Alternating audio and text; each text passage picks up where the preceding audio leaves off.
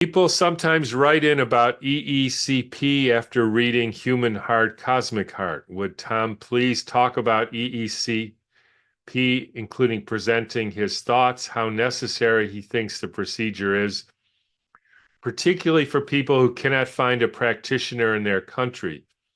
Is there anything that can substitute for the procedure? Some people aren't sure if they should take Strophanthus if they cannot find an EECP practitioner.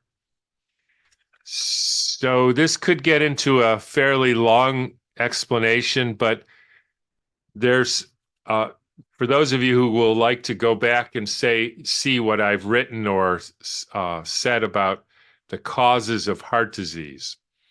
Again, we're told it's blocked arteries and that all the blood goes through our main coronary arteries, and that's clearly not true.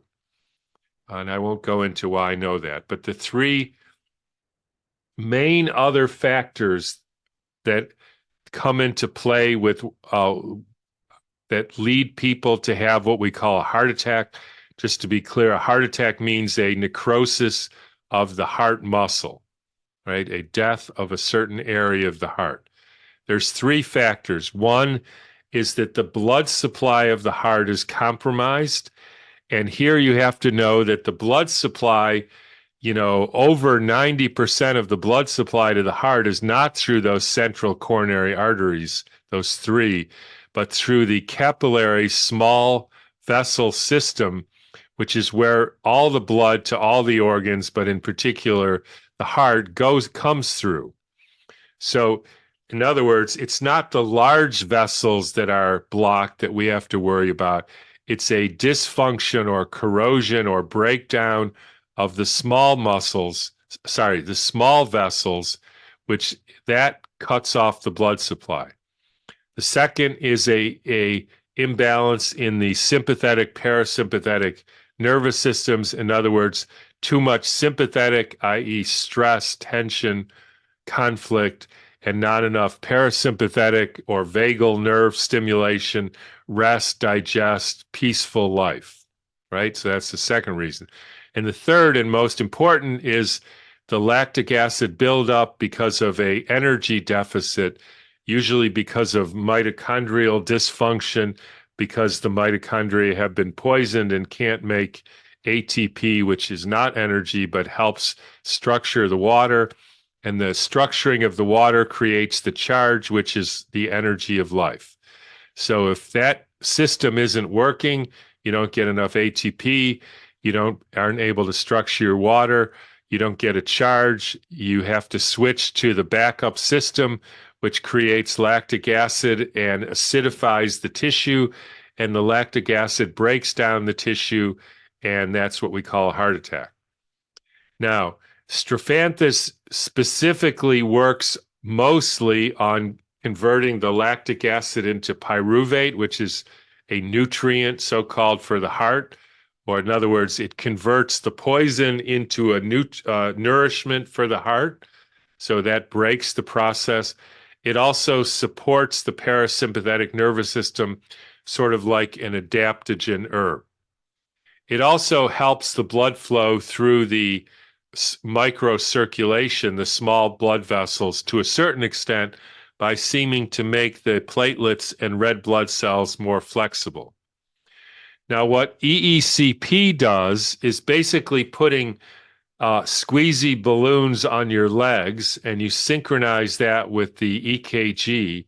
So when your heart is relaxed, it squeezes your legs and pushes more blood up to your heart. So in other words, it's working on the so-called venous return, which is the blood flow from the periphery, from your legs and arms and abdomen back to your heart. And when you increase the pressure, that sends a signal to create more of these micro vessels. So in other words, by doing EECP, you get a more robust microcirculation. And since the microcirculation is the circulation of the heart, not the big coronary arteries, if you have better blood flow, then you have better nourishment and better ability to get rid of waste products. and then you're not so likely to go on to have this metabolic acidosis, which uh, poisons your heart. So that's why, something like 90% of the people who have angina, chest pain, if they do EECP, it will go away, because if you have more blood flow, then you have less pain and the situation is resolved. It is absolutely true that there are places you can't do it, in which case I would absolutely do Strophanthus.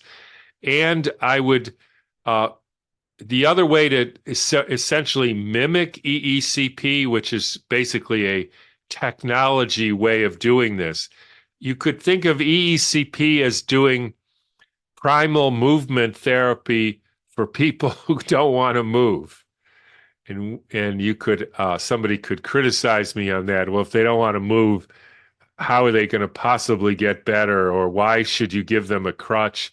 Why would you want to help them with passive therapy? And even though I could say that's a good question, we do have a certain sort of compassion, I guess you could say. So there are people who need some support. But basically, what we're doing is increasing blood flow back from the periphery to the heart.